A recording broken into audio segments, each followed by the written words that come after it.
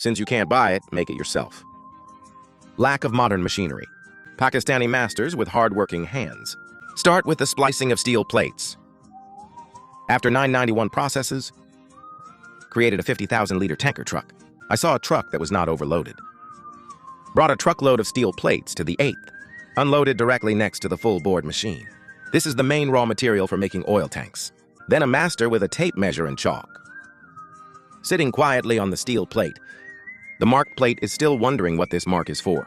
He was lifted up by 6 old 8s. Gave him a slap in the face. While the steel plate has not yet recovered. Old 8, hurry up and start the rolling machine.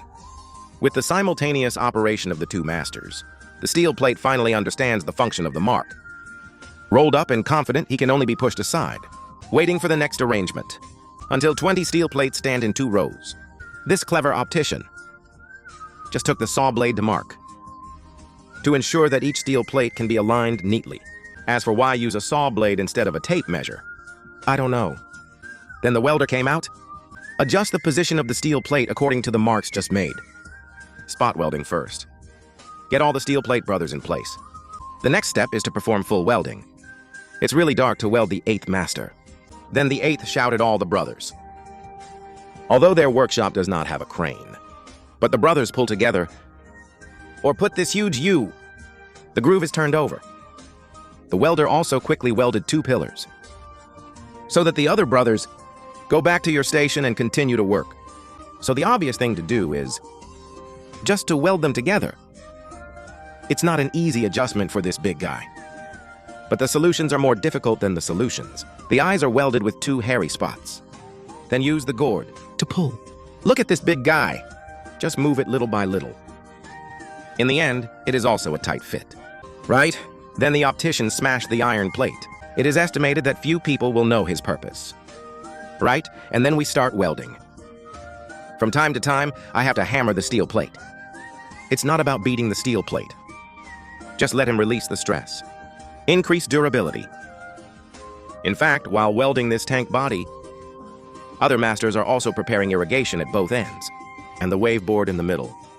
The raw material is also steel plate. It's just noticeably shorter. If the width is not enough, weld them together. Then use the formwork to draw the markings on the steel plate. It can be seen that in order to reduce the cutting time, the length of the steel plate is customized with the hard work of several manual cutters. And you cut these little oval plates. Here we go. The 8th master puts something under the steel plate. And you take this sledgehammer and you just keep banging it. After an unknown number of hammers, finally knocked him into a dome star. And then use this homemade tool, manually curling with all his strength. After rolling, if it is the limelight at both ends of the tank, then it's done. If it is the anti-baffle in the middle, then it needs to be opened. Otherwise, the liquid will not be able to flow in the middle. The masters carried a piece of irrigation, ready to weld. You can see that the gaps around are still very large. This is to facilitate the installation of the wave board. The top of the tank has not been welded yet. Otherwise, the activity space is too small. And while we're not paying attention, the master is already inside the tank, welded the fixing bracket of the wave board. Here we go. You just lift the board piece by piece, then weld it. As for why install a wave board, I believe all brothers are very clear. Just for the dispersion, body impact. Otherwise, dozens of tons of liquid will shake. Probably overturn the car. Then the top of the tank closes. Also need to weld a few anchor points. Plus 6 or 7 manual gourds work together. The tank is still closed. The welder's big project has begun again. Not only the top of the tank needs to be welded, the steel plate connection on the outside of the tank body, it needs to be fully welded for such a major project.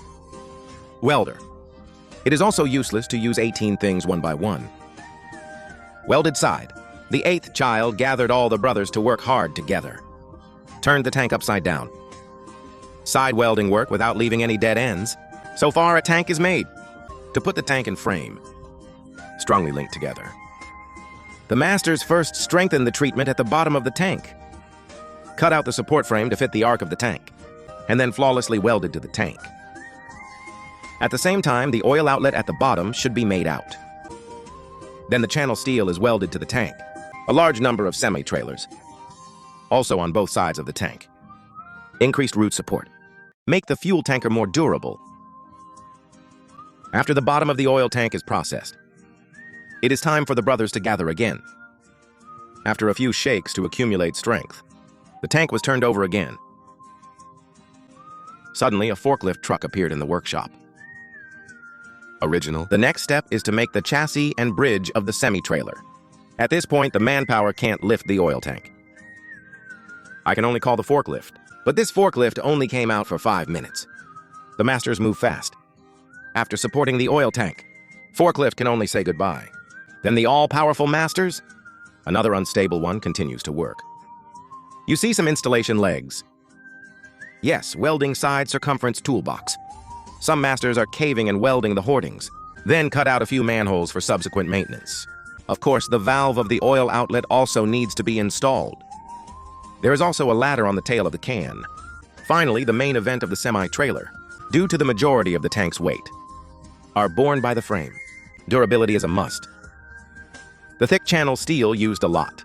In order to eliminate abnormal noises during driving, the masters also intimately glued a layer of rubber. The next thing is to attach it to the oil tank. On the girder at the bottom, the following suspension system, it seems that most of them were rubbed by the masters, except for these leaf springs, although this rear bridge is not rubbed by hand. But it looks like it should be second-hand. I don't know which scrap car removed it. If you can't pull it, you can run it. But this rusty one doesn't look good. Therefore, the last process before leaving the factory, paint is still indispensable. After spraying 2 barrels of oil paint, plus some ad stickers from customers, a brand new fuel tanker truck left the factory smoothly. 只是不知道这5万升的大有关. Will there be an oil leak?